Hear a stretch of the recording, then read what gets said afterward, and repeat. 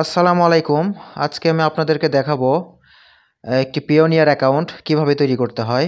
তো একটা কথা একটু মাথায় রাখবেন, এই অ্যাকাউন্টটি আপনারা অবশ্যই গুগল ক্রোম অথবা ফায়ারফক্স অথবা আপনি অপেরা মিনিতে না করে আপনারা মাইক্রোসফট এডজ যে ব্রাউজারটি রয়েছে সেটিতে করবেন। কারণ ওই প্রথমে আমি যে ৩ টির নাম বললাম ওগুলোতে একটু ঝামেলা করে। বাট আপনি যদি মাইক্রোসফট এডজ এই অ্যাপসে গিয়ে কাজটি করেন তাহলে আলহামদুলিল্লাহ মানে প্রথম চান্সে আপনার অ্যাকাউন্টটি ক্রিয়েট হয়ে যাবে। তো এটা একটু সবাই মাথায় রাখবেন। তো আমরা প্রথমে আমাদের এই যে মাইক্রোসফট এডজ সফটওয়্যারটি আমরা ওপেন করে নিব। ওপেন করা ছিল আমার, আমি আবার ওপেন করলাম তারপরেও। করে এখানে আমি payoneer.com লিখে আমি এন্টারের চাপ দিব। তো এই যে আমি প্রথমেই আসছে সেখানে ক্লিক করেছি। একটু সময় নেবে। এই অ্যাড্রেসটি একটু ভারী আরকি, সময় লাগে। তো আপনারা এই যে নিচে সাইন আপ, এই সাইন আপে ক্লিক করবেন কিন্তু। সাইন ইন না, সাইন আপ। সাইন আপে ক্লিক করবেন। সাইন আপে ক্লিক করার পরে একটু ওয়েট করবেন। তো এখানে দেখেন ভাষা কিন্তু বাংলা হয়ে গিয়েছে। তো আপনারা এখান থেকে ওই যে উপরে ইংলিশ করে নিবেন। এই যে আপনারা ট্রান্সলেটে ক্লিক করলে ইংলিশ হয়ে যাবে। ঠিক আছে? ইংলিশ করার পরে যে একবারে হাতের বাম পাশে যেটা আছে ফ্রিল্যান্সার অথবা অনলাইন পেশাজীবী। একদম বাম পাশেরটাতে আপনারা ক্লিক করবেন। ক্লিক করার পরে এখানে ২ টা অপশন আছে, এখান থেকেও বাম পাশেরটা ক্লিক করবেন। এই যে accept payment from international marketplace or client. আর এখান থেকে একটা রেঞ্জ আছে, আমি ৫,০০০ থেকে ৯,০০০ দিয়েছি, ১০,০০০ এর মতন দিয়েছি। আপনারা চাইলে ১,০০০ ও দিতে পারেন। এটা কোনো ইয়া না। আপনারা সাইন আপে ক্লিক করবেন এখানে। সাইন আপে ক্লিক করার পরে একটু ওয়েট করবেন। কারণ আপনার নেট স্পিড যতই ফাস্ট হোক এই ওয়েবসাইটটা আসলে একটু ভারী। হ্যাঁ, একটু সময় নেয় আরকি আমাদের বাংলাদেশের আইপি অ্যাড্রেস থেকে। তো এখানে যে কিছু ফর্ম পূরণ করতে হবে, আপনি প্রথমে অবশ্যই নোটা দিবেন ওই যে উপরের। হ্যাঁ, no my business is not registered. আপনি আপনার নাম দিবেন। আর ফার্স্ট নেম লাস্ট নেমটার ব্যাপারটা হইতেছে আপনার নাম যত বড়ই হোক, ফার্স্ট নেমের মধ্যে আপনি আপনার মানে সবগুলো অংশই দিবেন, মানে শেষের অংশটা বাদে। শেষের অংশটা দিবেন আপনি লাস্ট নেমে, ঠিক আছে? যেমন এখানে নামটা হচ্ছে জাফিরুল ইসলাম নাইম। তো এমডি জাফিরুল ইসলামটা থাকবে ফার্স্ট নেম, ফার্স্ট অংশের মধ্যে, আর নাইম অংশটা থাকবে হচ্ছে সেকেন্ড অংশের মধ্যে। ঠিক আছে? তো এইভাবে আপনারা নামটা দেওয়ার চেষ্টা করবেন। হ্যাঁ? এটাকেই সবাই বেশিরভাগ ফলো করে, আপনারাও এইভাবেই দিবেন। আর যদি কারো সমান হয়তো ২ টা অংশ নিয়ে নাম, তাহলে আপনারা চাইলে ১ম টা ১ম এ দিবেন, ২য় অংশটা ২য় তে দিবেন। তো আমি দেখলাম যে আমার ভোটার এনআইডি কার্ড এবং আমার ব্যাংক অ্যাকাউন্টে আমার নামটা বড় হাতের অক্ষর দিয়ে দেয়া। তাই আমি এই নামটা আবার বড় হাতের অক্ষরে আমি রিপ্লেস করলাম। আপনারা অবশ্যই আপনাদের ভোটার আইডি কার্ড এবং ব্যাংক অ্যাকাউন্টের সাথে মিলাই দেখবেন যে নামটা ছোট হাতের না বড় হাতের। বিশেষ করে ব্যাংক অ্যাকাউন্টের নামটা আগে দেখবেন। ঠিক আছে? ভোটার আইডি কার্ডের তো বড় হাতেরই থাকে সবার। আর ব্যাংকের গিয়ে আপনারা একটা ব্যাংকে গিয়ে একটা ব্যাংক থেকে স্টেটমেন্ট অথবা ব্যাংক সলভেন্স বা ব্যাংক সার্টিফিকেট নিয়ে আসবেন। তো আমি যে ছবিটা দেখাইতেছি এইটা হচ্ছে আমার ব্যাংক সার্টিফিকেটের ছবি। তো আমি আমার কিছু স্পর্শকাতর কয়েকটা অংশে একটু হাইড করে বা ব্লার করে রেখেছি। তো আপনারা একটা ব্যাংক সার্টিফিকেট নিয়ে আসবেন। ব্যাংক সার্টিফিকেটই বেশি ভালো হয় স্টেটমেন্টের থেকে। কারণ এটা আপনার কালার পেজে থাকে, আপনারা দেখতে পারতেছেন। স্টেটমেন্টটা সাদা-কালো পেজে থাকতে পারে। আর এই ব্যাংক স্টেটমেন্টটা আসলেই খুবই দরকার, প্রয়োজন। এটা আপনার লাগবেই। এই অ্যাকাউন্টটা করতে গেলে আপনার যেমন ব্যাংকের একটা অ্যাকাউন্ট লাগবে, তেমন একটা অ্যাকাউন্ট এই যে সলভেন্সি বা সার্টিফিকেটও লাগবে বা স্টেটমেন্ট লাগবে। তো আমি এখানে যেহেতু বড় হাতের দেওয়া রয়েছে, তাই আমি এখানেও বড় হাতেরই দিলাম। মানে আমার ব্যাংক অ্যাকাউন্টের নাম বড় হাতের থাকাতে আমি আমার এই পিওনিয়ারও বড় হাতের অক্ষর দিচ্ছি। তারপরে আমি আমার ইমেইল অ্যাড্রেসটা এখানে বসাবো। ইমেইল ইমেইল অ্যাড্রেসটা কিন্তু আমার ২ বার বসাতে হবে। তো যাই হোক, আমি একটু অসুস্থ। আমার কথা হয়তো একটু মানে উল্টাপাল্টা বা একটু হয়তো অস্পষ্ট হতে পারে। এর জন্য আমি ক্ষমা চেয়ে নিচ্ছি। তো তারপরে আমি যে নিচ থেকে আমার আ জন্ম সালটাকে ঠিক করতেছি। তো ওই যে উপর থেকে সাল এবং মাস এবং নিচ থেকে তারিখটা ঠিক করে নিবেন। তো আপনারা হয়তো বুঝতে পারতেছেন আমি কিন্তু ভয়েস ওভার করতেছি। কারণ আমি এই অ্যাকাউন্টটা করেছি বেশ কিছুদিন আগে। হ্যাঁ? তো একটু সুস্থতা বোধ করার কারণে এখন আমি এটা ভয়েস ওভার দিচ্ছি। তো যাই হোক, নেক্সট এ আমি ক্লিক করে দিয়েছিলাম তারপরে। এরপরে পরের একটা অপশন আসবে। এখান থেকে আপনারা কান্ট্রি অটোমেটিক সিলেক্ট করাই থাকবে। কারণ ওই যে আমাদের মানে নেটের আইপি অ্যাড্রেস থেকে ওরা ওইটাকে মানে ট্র্যাক করে নেয়। তারপরে আপনি আপনার যে স্ট্রিট অ্যান্ড নাম্বার, মানে এখানে বলতেছে আপনার মানে ঠিকানার যে বাসার নাম্বার বা রাস্তার নাম। হ্যাঁ, তো এই যে দেখেন আমার ব্যাংক স্টেটমেন্ট বা সলভেন্সে সরি সার্টিফিকেট বা সলভেন্সে আপনারা দেখতে পারতেছেন আমার একটা অ্যাড্রেস দেয়া রয়েছে। আমি ঠিক সেম টু সেম ওই অ্যাড্রেসটাই করব। আমার এনআইডি কার্ডের পিছনের অ্যাড্রেসটা আসলে বাংলা দিয়ে, যে কারণে ওরা বাংলা ডিটেক্ট করতে পারে না। সো এই যে এখান থেকে আপনার এই মানে ঠিকানাটা তারা আপনাকে ডিটেক্ট করবে। ঠিক আছে? এর পরিবর্তে আপনারা ব্যাংকের কাগজ না থাকলেও আপনি আ গ্যাস বিল বা অন্য কিছু দিয়ে আপনারা করতে পারবেন। বাট আমি রিকমেন্ড করব, যেহেতু আপনার ব্যাংক অ্যাকাউন্টই লাগবে একটা। সো অ্যাকাউন্ট যেহেতু লাগতেইছে, সো আপনি সেটারই একটা স্টেটমেন্ট বা সার্টিফিকেট নিয়ে আসবেন। হ্যাঁ? তো আমি যে আমার ঠিকানাগুলো একটু লিখতেছি ওইটা অনুযায়ী। হ্যাঁ, তো আমি একটু ফরওয়ার্ড করেছি এখানে ভিডিওটা। কারণ যেহেতু আমি আগেই মানে আপনাদের কাছে স্বীকার করে নিয়েছি যে এটা আমার কিন্তু একটা রেকর্ডেড ভিডিও। জাস্ট আমি কয়েকদিন আগে এটা করেছিলাম, রেকর্ড করেছিলাম। এখন শুধু একটু ভয়েসটা দিচ্ছি আরকি।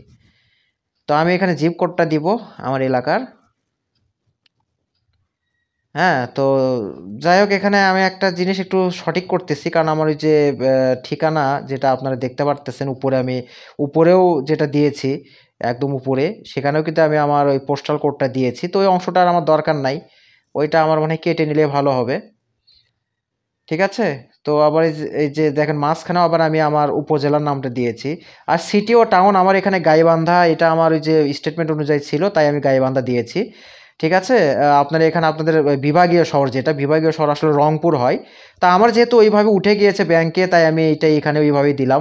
আসলে এরা অত ডিটেক্ট করতে আসবে না আপনার যে আপনি সিটি বা টাউনে আপনি বিভাগের জায়গায় জেলার নাম দিয়েছেন। যেখানে জেলা দেওয়ার কথা সেখানে উপজেলা দিয়েছি। এগুলো অত ম্যাটার করে না। হ্যাঁ? ভ্যারি করে না। আপনি একটা দিলেই হলো। তো আমি ওই যে ওখানে উপরের থেকে কিছু অংশ একটু কেটে দিলাম। কারণ ওগুলো ওই যে আমার নিচে দেওয়াই রয়েছে। তো ওখানে অযথা দিলে ওইটা ডাবল, ডাবল হয়ে থাকবে। হ্যাঁ? তো এই যে এখান থেকে নাম্বারটা এই যে বাংলাদেশের নাম্বারে সিলেক্ট অটো অবস্থায় থাকবে। তো এখানে নাম্বার লেখার সময় অবশ্যই 0 বাদ দিয়ে লিখবেন। অনেকে 0 সহ করে দেয়, তাতে করে আপনার ফোনে কোনো এসএমএস আসে না। হ্যাঁ? ওটিপি আসে না। তো এই যে নিচে দেখতেছেন সেন্ড কোড, ওই যে নীল কালার, ওখানে একটা ক্লিক করতে হবে কিন্তু। হ্যাঁ? ওই যে হ্যাঁ, আমি কার্সর নিয়ে গিয়ে রাখছি। ওই যে ক্লিক করলাম। এখন আপনার ওটিপি আসবে আপনার ফোনে। ঠিক আছে? তো আমি আমার ওই ফোন নম্বর বরাবর একটা ওটিপি এসেছিল। সেটা আমি খুব দ্রুততার সহিত বসিয়েছি এবং তারপরে আমি নেক্সট এ ক্লিক করেছি। নেক্সট এ ক্লিক করার পরে যে আবার দ্বিতীয় একটি ইন্টারফেস ওপেন হয়েছে। এখানে আমাকে একটা পাসওয়ার্ড বসাতে হবে। মানে আমার এই অ্যাপসটি ওপেন করার ক্ষেত্রে যে আমার যে পাসওয়ার্ডটা দরকার বা চাইবে, সেই পাসওয়ার্ডটা আমি এখানে দিব, আমার কাঙ্ক্ষিত পাসওয়ার্ড। এটা আবার আমার দ্বিতীয়বার আবার টাইপ করতে হবে। সো আমি আবার দ্বিতীয়বারও আবার আমি ওটাকে টাইপ করব। তা আমি যে পাসওয়ার্ডটা ওখানে দিয়েছিলাম, সেটার সঙ্গে আমি আবার আরেকটা নতুন, সরি, ওইটা আবার একটু মানে ভুল হয়েছিল। তো আবার আমি নতুন করে পাসওয়ার্ডটাকে আমি করেছি। তো এখানে আমি একটা সিকিউরিটি কোশ্চেন হিসেবে আপাতত একটা দিয়ে নিচ্ছি। এটা আবার পরে আপনি চাইলে এডিট করতে পারবেন, সমস্যা নাই, এনি টাইম। তো আপাতত একটা আমি দিচ্ছি। হ্যাঁ? মানে তাড়াতাড়ি করার জন্য। দেওয়ার পরে এই যে নিচে দেখেন আমার যে ব্যাংক অ্যাকাউন্টটা আমি এখানে অ্যাড করেছি, সেই ব্যাংক অ্যাকাউন্টটা আমার কি আইডি দিয়ে, ন্যাশনাল আইডি কার্ড না পাসপোর্ট দিয়ে? তো আমারটা যেহেতু ন্যাশনাল আইডি কার্ড দিয়ে, তাই আমি ন্যাশনাল আইডি কার্ড দিলাম। আর আমি আমার এই যে এনআইডি কার্ডের ছবি থেকে আমার যদি আমার মুখস্থ আছে, তারপরে আমি আপনাদের বোঝানোর সুবিধার্থে ওইটা বারবার আমি ওপেন করে দেখাচ্ছি। ওপেন করে ওখান থেকে আপনারা দেখে, দেখে নিয়ে মানে নাম্বারগুলো খুব মনোযোগ সহকারে বসাবেন। আপনি যে এনআইডি কার্ডের নাম্বার। তারপরে ওকে করার পরে আপনি পরের একটি ইন্টারফেসে আসবেন। এখানে আসার পরে দেখবেন আপনার এই যে ব্যাংকের নামটা বসাতে হবে। ঠিক আছে? তো ব্যাংকের নামটা আপনার এখান থেকে খুঁজে পাবেন। আমি ডাচ বাংলা ব্যাংকের অধীনে যেহেতু অ্যাকাউন্ট করেছি। আর আপনারা বুঝতে পারতেছেন আমার কিন্তু একটু কথার সঙ্গে কাজ একটু কম বেশি হয়ে যাচ্ছে এখানে। কারণ যেহেতু ভয়েস ওভার করা একটা ভিডিও এটা আমার। তো আমি এই যে আবার আমার সেই সার্টিফিকেটটা ওপেন করলাম। ওখান থেকে আমি আমার ব্রাঞ্চের নামটা লিখলাম। ব্রাঞ্চের নাম লেখার পরে আমি আমার লেখা শেষ হইলো, যেহেতু বড় হাতের ছিল তাই বড় হাতের দিয়ে লিখেছি। তারপর আমার ব্যাংক অ্যাকাউন্টটা আমি আবার এখানে বসাবো। অবশ্যই আবার আমি আমার সেই মানে সার্টিফিকেটটা ওপেন করে ওখানে আমার ব্যাংক অ্যাকাউন্ট নাম্বারটা দেওয়া রয়েছে। সেটা দেখে, দেখে আমি এখানে নাম্বারটা আমি বসাবো। তো ব্যাংক অ্যাকাউন্ট নাম্বারটা অবশ্যই ভাইয়া খুব মনোযোগের সহিত বসাবেন। ঠিক আছে? এটাই কিন্তু আপনার জীবন এই অ্যাকাউন্টের। ঠিক আছে? তো ভুল হইলে সেটা আপনি পস্তাবেন। তো বারবার বলতেছি এখানে খুবই মনোযোগ সহকারে। প্রয়োজনে ১০ মিনিট সময় নিবেন। তারপর সবকিছু হয়ে গেলে আবার ওকেতে ক্লিক করবেন। এই যে দেখেন আমার কাজ মোটামুটি শেষ। ঠিক আছে? সাবমিটে ক্লিক করার পরে যে আমার কাজ মোটামুটি শেষ। কনগ্রাচুলেশন চলে আসছে। এরপর আপনারা একটু ইমেইলে যাবেন। ইমেইলে যেতে হবে।